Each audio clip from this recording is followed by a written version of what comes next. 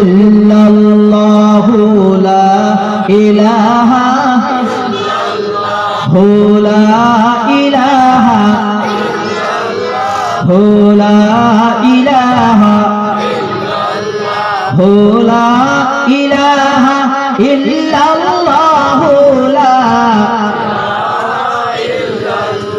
তুমি আদম হাওয়া বানাইলা মওলা দুনিয়াতে পাঠাইলা তুমি আদম হাওয়া বানাইলা মওলা দুনিয়াতে পাঠাইলা ওরে তিনি সবার পরে তো কবুল তিনি সবার পরে তো কবুল নূর নবীর ওয়াসিলা লা ইলাহা ইল্লাল্লাহু লা ইলাহা ইল্লাল্লাহু লা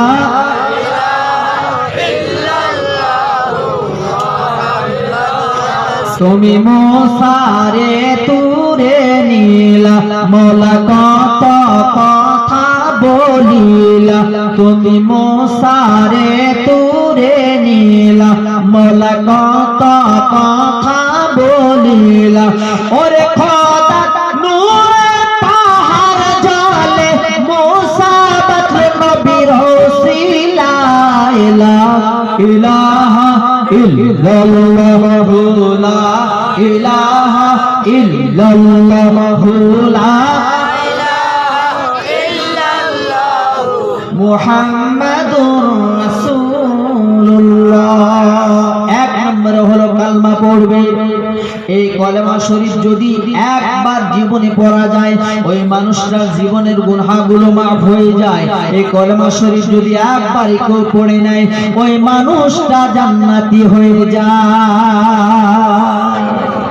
তবে শুধু লা ইলাহাতে জান্নাতি হওয়া যাবে না, জান্নাতি হতে গেলে মুহাম্মাদুর রাসূলুল্লাহ পড়তে হবে। জোরে বলুন সুবহানাল্লাহ। লা ইলাহা হরতি পাপম ইল্লা ইলাহা পরম পদম জন্ম বৈকুণ্ঠ পর অপিনুতি তজ্জপি নাম মুহাম্মাদান। উত্তরায়ণ নামক বেদের মধ্যে লেখা আছে পৃথিবীর মানুষ তোমরা শুনে নাও, তোমরা যদি লা ইলাহা পড়ে নাও তোমাদের জীবনের পাপগুলো মাফ হয়ে যাবে। ইল্লাল্লাহ যদি তোমরা পড়ে নাও তোমাদের প্রচুর সম্মান বেড়ে যাবে, তোমাদের প্রচুর ইজ্জত বেড়ে যাবে। শুধু তাই নয়, চিরন্তনের জন্য যদি তোমরা জান্নাতে যেতে চাও, স্বর্গে যেতে চাও, জন্ম বৈকুণ্ঠ প্রাপ্ত হতে চাও, তবে বেশি বেশি করে মুহাম্মাদের নাম জপ করো।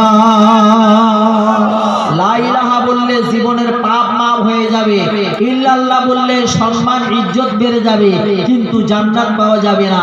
জান্নাত পেতে গেলে বেশি বেশি করে মুহাম্মাদের নাম জপ করতে হবে।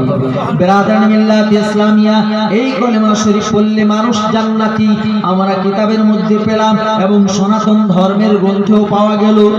বিরাদারান মিল্লাত ইসলামিয়া, এই কলেমা শরীফ যখন পড়ে নিয়েছেন আপনার আমার নাম মুসলমানের ডায়েরিতে লিপিবদ্ধ হয়ে গেল। যখন মুসলমানের ডায়েরিতে নাম পড়ে গেল সঙ্গে সঙ্গে আমার নবী বলে আপনার আমার উপর একটা দায়িত্ব এসে গেল, তোমরা ওই ইকামাস সালাহ তোমরা সালাত কায়েম করবে। সালাত একটা হলো কায়েমুস সালাত, একটা দাইমুস সালাত। এই সম্পর্কে জানতে গেলে পীর ও মুর্শিদের হাতে হাত দিতে হবে। ইলমে শরীয়তের জ্ঞান নিয়ে কিন্তু এটা জানা যাবে না। এটা জানতে গেলে সালাত এটা বহু বচন, সালাতের প্রসঙ্গে জানতে গেলে আপনাকে আধ্যাত্মিক জগতে যেতে হবে, ইলমে লাদুন্নি আমল করতে হবে, পীর ও মুর্শিদের হাতে বায়াত গ্রহণ করতে হবে, তবে জানতে পারবেন। বায়াত আল্লাহর কোরআন বলছে ইন্নাল্লাযীনা ইউবাইউনাকা ইন্নামা ইউবাইউনাল্লাহ ইয়াদুল্লাহি ফাওকা আইদিহি। এটা পৃথিবীর মানুষের লিখিত কোনো কিতাব নয়, এটা হলো আল্লাহর মহাগ্রন্থ কোরআন কারীম। এই কিতাবে লেখা আছে আছে যে তোমাদের বায়াত গ্রহণ করতে হবে। শুধু তাই নয়, মুসলমান সনাতন ধর্মের যারা রয়েছেন তাদের মধ্যে যারা দীক্ষা নিয়েছেন অবশ্যই তারা জানেন তাদের কিতাবে ও বেদের মধ্যে লেখা আছে পূজ্য পুরুষ দেহে দেহি স্বরূপিণাম। বেদের মধ্যে আছে পূজ্য পুরুষ দেহে দেহি স্বরূপিণাম। ভগবানের দেহি রূপে দেহকে তোমরা পূজা করবে, সম্মান শ্রদ্ধা করবে। ভগবানের দেহি রূপী দেহ কারা? যারা হলো আপনার আমার মধ্যে যেরকম পীর ও মাশায়েখ, যেরকম আল্লাহর ওলিগণ, তাদের মধ্যে সেরকম আধ্যাত্মিক জগতের যারা গুরু আছে তাদেরকে বলা হয় পূজ্য পুরুষ দেহে দেহি স্বরূপিণাম। বলেন না সুবহানাল্লাহ। ব্রাদারান মিল্লাত ইসলামিয়া,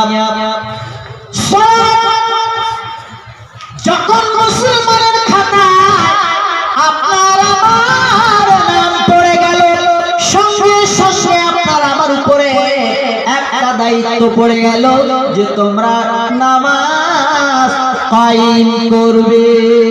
মুসলমান আব্বারা, বান্দা যখন সিজদার হালতে আল্লাহ ইজ মোস্ট গ্রেট, আল্লাহ মহান বলে যখন সিজদা করে, আল্লাহু আকবার বলে যখন সিজদা করে, আল্লাহ বলে বান্দা যখন তোমরা আমাকে সিজদা করো, যেরকম আয়নাতে একটা সলাই কাঠি রাখলে মুসলমান আব্বা যেরকম কাঠি এপার ওপার দেখা যায় তার হয়ে আছে, ঠিক কিনা?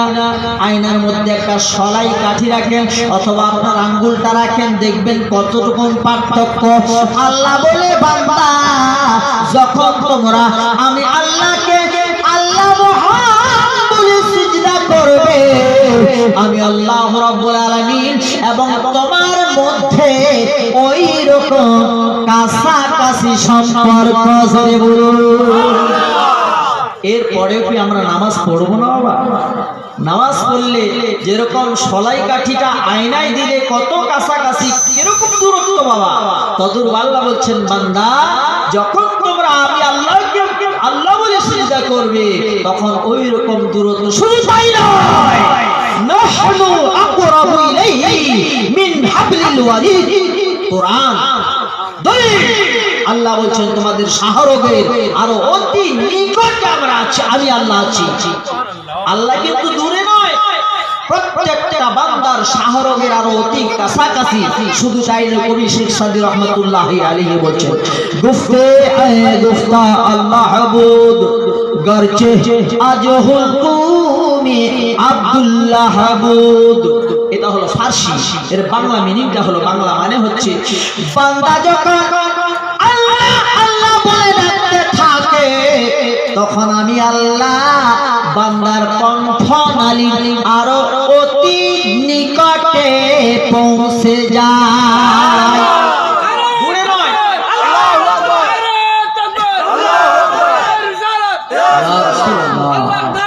যখন বান্দা তোমরা সিজদা করো, আমি আল্লাহকে ডাকো, আমি আল্লাহ তোমাদের কণ্ঠনালী, কণ্ঠনালী কোনটা এই যে এটা নাকি হুলকুম, হ্যাঁ, কণ্ঠনালী আরো অতি নিকটে পৌঁছে যায়। জোরে বলুন আল্লাহ মানুষকে এত ভালোবাসে বন্ধু আমার। ব্রাদারান মিল্লাত ইসলামিয়া, বান্দা যখন নামাজের হালতে থাকে আল্লাহ রাব্বুল আলামিন বলছেন বান্দা আমি আল্লাহ তুমি যখন আমাকে আল্লাহ বলে সিজদা করো, আমি আল্লাহ তোমাদের সিজদার স্থানে পৌঁছে যাই। মসজিদে আল্লাহ থাকে না, মন্দিরে ভগবান থাকে না।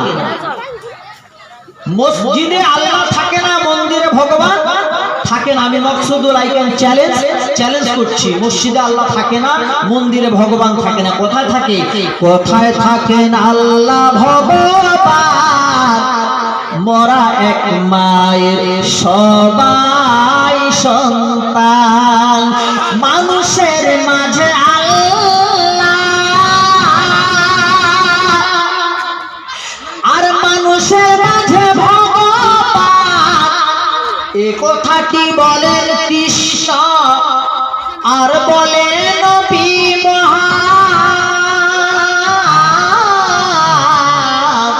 কে বা হিন্দু কে বা মুসলমান, মোরা এক মায়ের সবাই নাই সন্তান। তাহলে আল্লাহ কোথায়?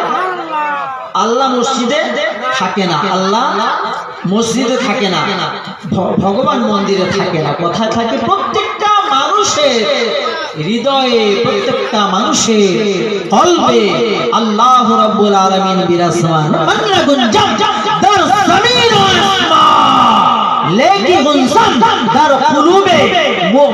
প্রত্যেকটা মুমিন বান্দার বাম স্তনের বাম দুধের দুই আঙ্গুল নিচে লতিফা এই কলবের মধ্যে আল্লাহ রাব্বুল আলামিন বিরাজ করেন। জোরে বলুন।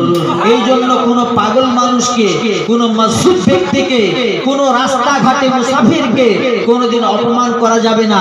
আপনার দরবারে কেউ এসেছে, আপনার বাড়ি কেউ এসেছে, বসতে দিন, এক গ্লাস পানি হলো দিন।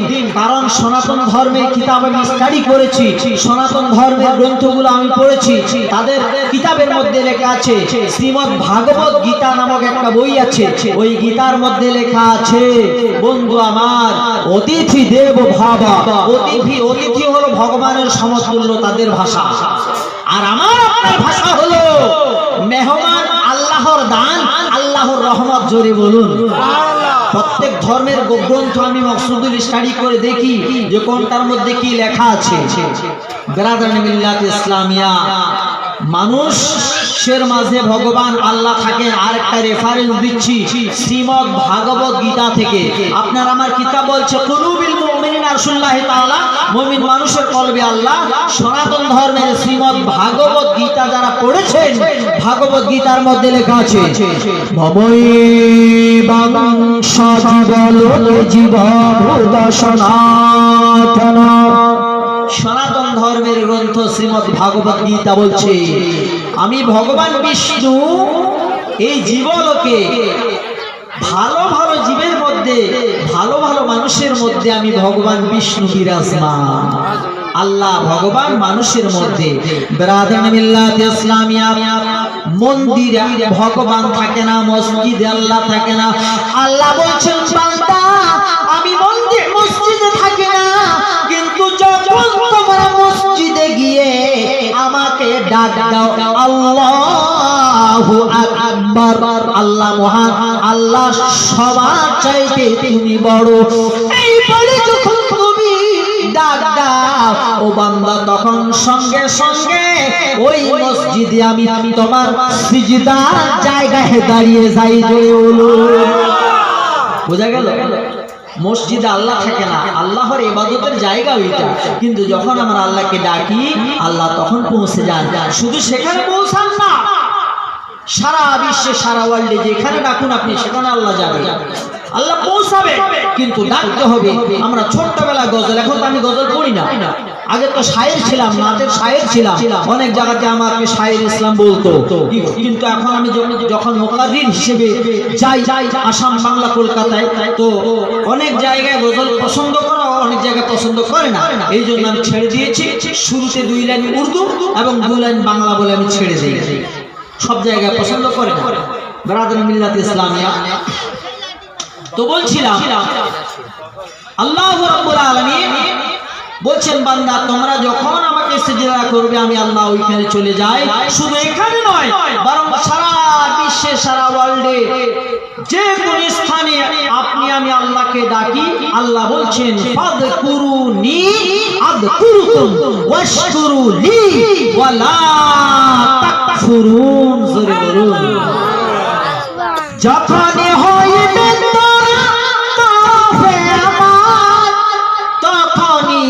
আল্লাহ আমি তরফে তোমার। বান্দা শুনে নাও, যখন তোমরা আমার দিকে এক পা বাড়িয়ে দিবে আল্লাহ বলে, আমি আল্লাহ তোমার দিকে 10 পা বাড়িয়ে দেই। একবার যদি তুমি আল্লাহ বলে রাখতে থাকো, আমার আল্লাহ এত দয়ালু, আল্লাহ বলেন আমি একবার নয় বরং 10 বার তোমাকে বান্দা বান্দা বান্দা বলি। এবার বলুন যে আল্লাহ আপনাকে আমাকে 10 বার বান্দা বান্দা বলে, একবার ডাকলে আল্লাহ বলছে তোমরা যখন আল্লাহ বলে ডাকো তখন আমি আল্লাহ শুনি, যখন তোমরা আল্লাহ বলে ডাকো সেটাও শুনি। মনে মনে যদি তোমরা